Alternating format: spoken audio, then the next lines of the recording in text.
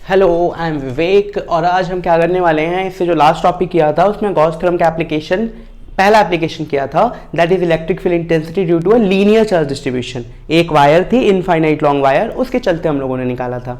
आज हम लोग क्या करने वाले हैं कि एक शीट है, उस शीट के चलते कितना चार्ज होता है, उस शीट जो शीट है वो चार्ज है, उसके चलते इलेक्ट्रिक फील्ड की वैल्यू को फाइंड आउट करना है। चलिए थोड़ा सा मैं समझाता हूँ पहले।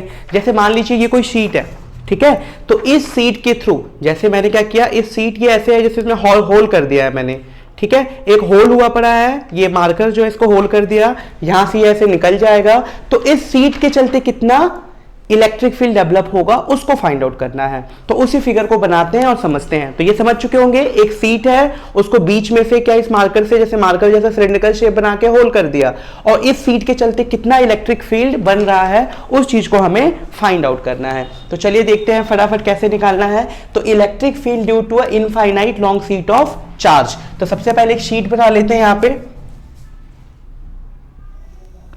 तो हमने क्या किया, सबसे पहले एक शीट बनाया जो कि क्या है, यूनिफॉर्मली चार्ज है। ये सीट जो है वो क्या है, यूनिफॉर्मली चार्ज सीट है। तो हमने इसको पॉजिटिव चार्ज दे दिया कि ये चार्ज्ड है, ठीक है। अब देखिए, एक सिलिंड्रिकल शेप का स्ट्रक्चर बना रहे हैं हम लोग, सेम टू सेम इधर भी जैसे मैंने बताया था वैसे ही एज्यूम करना है, सेम टू सेम। अब ध्यान से देखें, अब सबसे पहले हमें क्या करना होता था, जब भी ऐसा फिगर मिलेगा तो सबसे पहले हम लोगों को क्या करना है, इसमें निकालना है, फाइंड आउट करना है कि फ्लक्स कितना जनरेट होगा। अगर हम फ्लक्स निकाल देंगे तो गॉस लॉ को यूज करके हम इलेक्ट्रिक फील्ड की वैल्यूज को निकाल सकते हैं। तो सबसे पहले मैं एरिया क्लासीफाई कर देता हूं कि कितने एरिया, इसको थोड़ा सा और बड़ा बना लेता हूं ताकि आपको अच्छे से दिखे। तो ध्यान से देखते हैं अगर हम लोग, तो यहाँ पे कितने टोटल सर्फेसेस हैं। एक सर्फेस ये है 1, नंबर 2 सरफेस ये है, और नंबर 3 सरफेस आपका ये है। तो यहाँ पे टोटल कितने सरफेस है, 3। अब देखिए ये सीट पॉजिटिव चार्ज है तो इलेक्ट्रिक फील्ड किधर जाएगी, बिल्कुल सही, इलेक्ट्रिक फील्ड इधर भी जा सकती है, इलेक्ट्रिक फील्ड इधर भी जा सकती है, क्योंकि इलेक्ट्रिक फील्ड हमेशा कहां से फ्लो होती है, पॉजिटिव टू नेगेटिव। ये हम लोग को पता है कि इलेक्ट्रिक फील्ड हमेशा किधर से किधर फ्लो होगी, फ्रॉम पॉजिटिव टू नेगेटिव। तो पॉजिटिव से नेगेटिव इधर भी जा सकती है, पॉजिटिव से नेगेटिव उधर भी जा सकती है, इसमें कोई प्रॉब्लम नहीं है।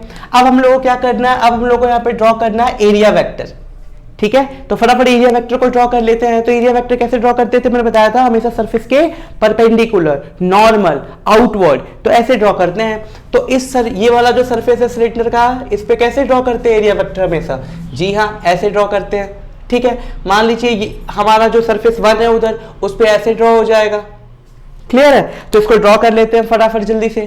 तो अगर मैं बात करूं तो आप देखेंगे, बड़ी अच्छी चीज देखेंगे यहाँ पे क्या, कि अगर मैं यहाँ पे बात करूं तो ये किधर हो रहा है, एरिया वेक्टर इधर की तरफ, बिल्कुल सही।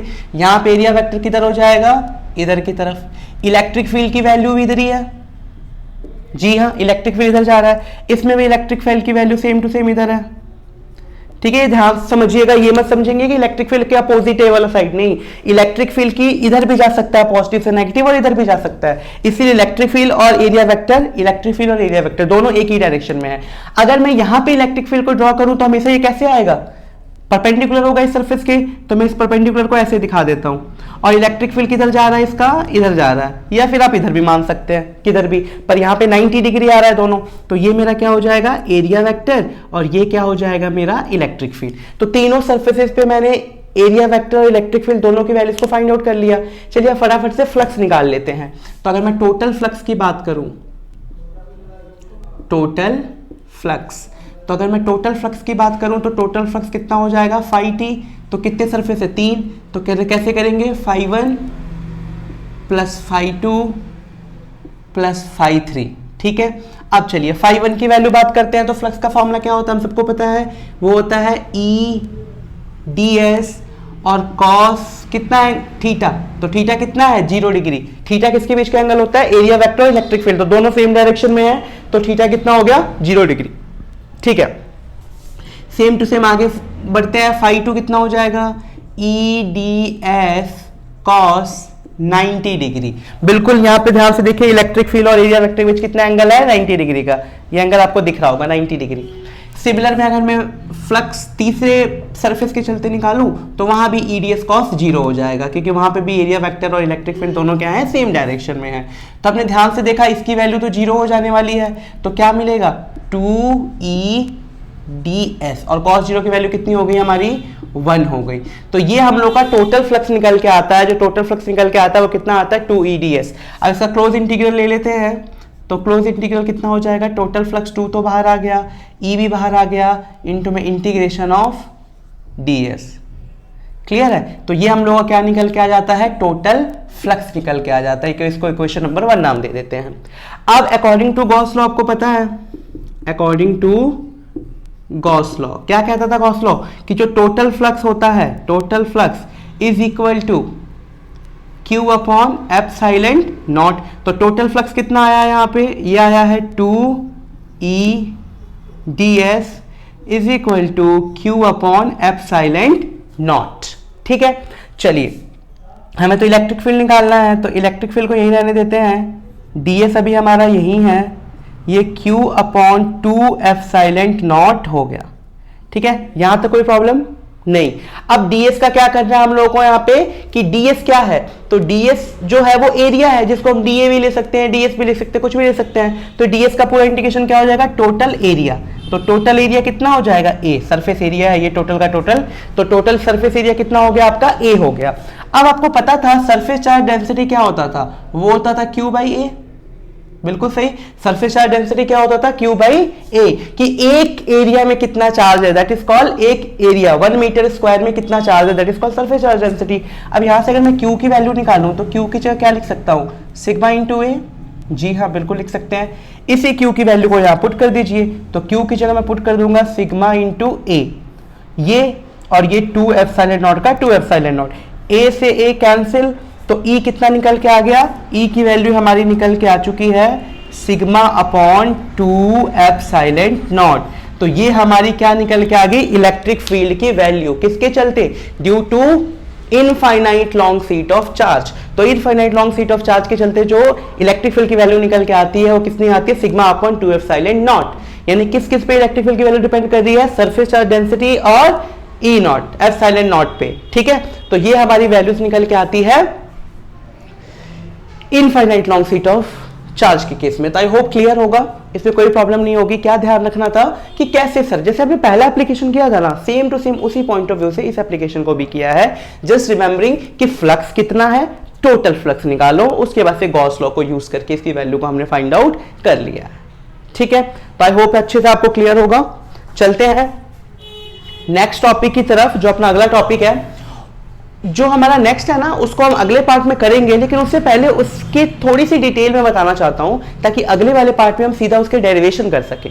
तो इसको थोड़ा सा इंट्रोडक्शन दे देता हूं, ताकि आपको समझ आ जाए कि वो स्फीयर क्या होते हैं, कंडक्टिंग नॉन कंडक्टिंग स्फीयर क्या होते हैं, क्या नहीं होते हैं। ठीक है, तो चलिए देखते हैं फटाफट।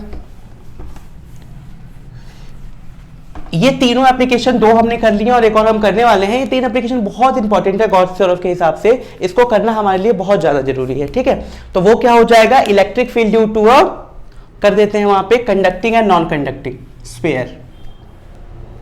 ठीक है, electric field due to conducting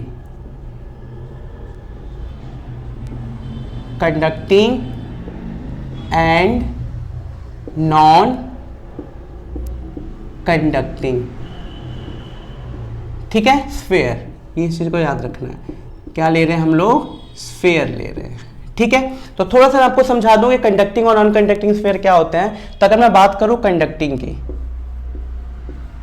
अगर मैं बात करता हूं कंडक्टिंग की, ठीक है, तो अगर मैं कंडक्टिंग स्फीयर की बात करूं तो देखो भाई साहब, स्फीयर जो होते हैं वो 2 टाइप के हो सकते हैं। बिल्कुल सही बात है। कैसे 2 टाइप के हो सकते हैं, एक तो स्फीयर ऐसा हो सकता है जो हॉलो स्फीयर हो, जैसे हमारे क्या होता है, हॉलो स्फीयर एग्जांपल ले लो, जैसे फुटबॉल हो गया तो हॉलो स्फीयर है। और जो एक होता है आपका सॉलिड स्फीयर। ठीक है, तो सॉलिड स्फीयर जैसे हमारा ग्लोब हो गया। ठीक है, तो वो सब चीजें जो होती है ना, तो वो क्या होता है, सॉलिड स्फीयर, जो अंदर से भी भरा हुआ हो। तो एक होता है हमारा ठोस गोला और एक होता है हम लोग का खोखला टाइप का, जो अंदर से बिल्कुल खाली होता है। ठीक है, तो हम क्या ले रहे हैं यहाँ पे, कंडक्टिंग। तो एक बार हम ले लेते हैं, ये हॉलो स्फीयर भी हो सकता है, हॉलो स्फीयर। ठीक है, इसी को शेल भी बोलते हैं हम लोग। याद रखिएगा, इसका डेरिवेशन है हमारे पास। और एक हो सकता है हम लोग का सॉलिड स्फीयर, सॉलिड स्फीयर। ठीक है, मैं बताना क्या चाहता हूं उसे ध्यान से समझिए कि अगर मैं कंडक्टिंग स्फीयर की बात करूंगा ना, तो inside conductor electric field is always zero. ठीक है, electric field inside is always zero. किसके केस में? कंडक्टर के केस में। किसके केस में? कंडक्टर के केस में। क्यों भाई? चलिए देखते हैं। होता क्या है कि जो कंडक्टर होते हैं ना अपने, उसके अंदर बहुत सारे इलेक्ट्रॉन्स प्रोटॉन्स ऑलरेडी प्रेजेंट होते हैं। ठीक है, जैसे मैंने बोला कि ये मेरा कोई कंडक्टर है, तो इस कंडक्टर के अंदर बहुत सारे protons electrons protons electrons protons electrons बहुत सारे पहले से ही प्रेजेंट होते हैं और उनके बीच मूवमेंट टकराव चलती रहती है। ठीक है, तो अगर हम कोई चार्ज दें, जैसे हम चाहते हैं कि हमने इनको पॉजिटिव चार्ज दिया और वो चार्ज, जैसे हमने यहां से क्या दे रहे हैं? पॉजिटिव चार्ज, और हम चाहते हैं कि वो पॉजिटिव चार्ज इसके अंदर चला जाए, तो ऐसा पॉसिबल नहीं होगा क्योंकि उसके अंदर बहुत सारे इलेक्ट्रॉन्स प्रोटॉन्स हैं। अगर आप पॉजिटिव चार्ज देते हैं तो आपकी एक इलेक्ट्रिक फील्ड की डायरेक्शन हो जाएगी पॉजिटिव टू नेगेटिव। बिल्कुल, अगर आप पॉजिटिव दे रहे हैं तो पॉजिटिव से नेगेटिव, और इसके अपोजिट, क्योंकि इसके अंदर तो बहुत सारे इलेक्ट्रॉन्स प्रोटॉन्स हैं, तो इलेक्ट्रॉन्स वाले इधर आ जाएंगे, प्रोटॉन्स वाले इधर आ जाएंगे, अपोजिट अट्रैक्ट कर लेंगे एक दूसरे को, तो यहां पे एक अलग इलेक्ट्रिक फील्ड डेवलप हो जाएगा। ठीक है, तो नेट इलेक्ट्रिक फील्ड की अगर मैं बात करूं इनसाइड, तो वो जीरो हो जाता है, क्योंकि एक इलेक्ट्रिक फील्ड तो जो आप चार्ज दे रहे हो उसके चलते डेवलप होगा, और एक जो इनसाइड है इलेक्ट्रॉन्स ऑलरेडी, उनके चलते इलेक्ट्रिक फील्ड डेवलप होगा, जो कि अपोजिट होगा एक दूसरे के। तो उस केस के चलते जो इनसाइड इलेक्ट्रिक फील्ड होता है वो हमेशा जीरो होता है, और जितने भी चार्जेस होंगे ना, वो सब एक दूसरे से कोलिजन कर करके सारे के सारे चार्ज सरफेस पे आ जाते हैं। तो इनसाइड कोई भी चार्ज नहीं रहता है।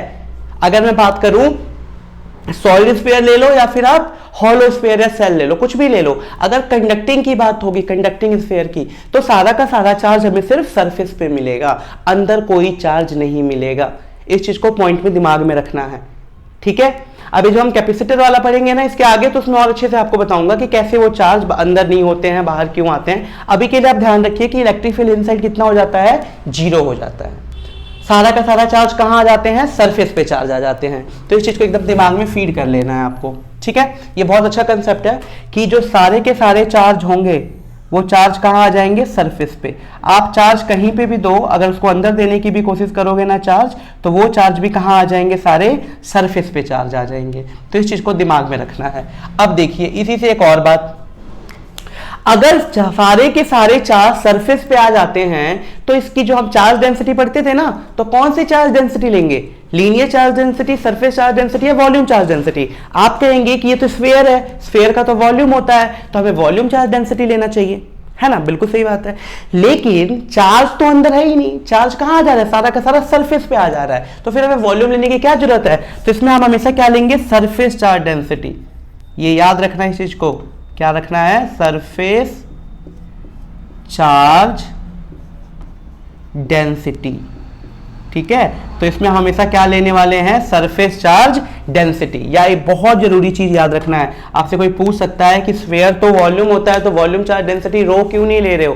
तो आप बताओगे क्योंकि सारा का सारा चार्ज सरफेस पे आ जाता है, अंदर कोई भी चार्ज नहीं होता है, इसीलिए हमें क्या लेना पड़ेगा? Surface charge density. तो ये दोनों के केस में, तो ये हो गया कंडक्टिंग के बारे में। अगर मैं नॉन कंडक्टिंग की थोड़ी सी बात कर लूं, नॉन कंडक्टिंग, तो नॉन कंडक्टिंग में भी सेम टू सेम यही दो केस होने वाले हैं, दैट इज क्या?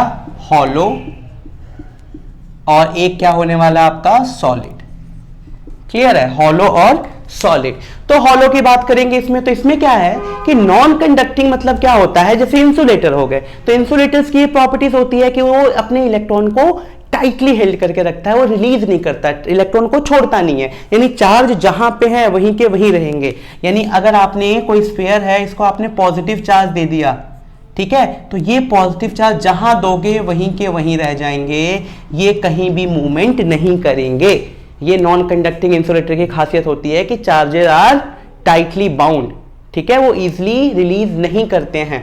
तो ये खासियत किसकी हो जाएगी? हमारी नॉन कंडक्टिंग की। तो नॉन कंडक्टिंग में कौन सा चार्ज डेंसिटी लेना पड़ेगा? इसमें तो अंदर चार्ज है, तो अंदर ही है, तो इसमें कौन सा चार्ज डेंसिटी लोगे? Rho, that is volume charge density.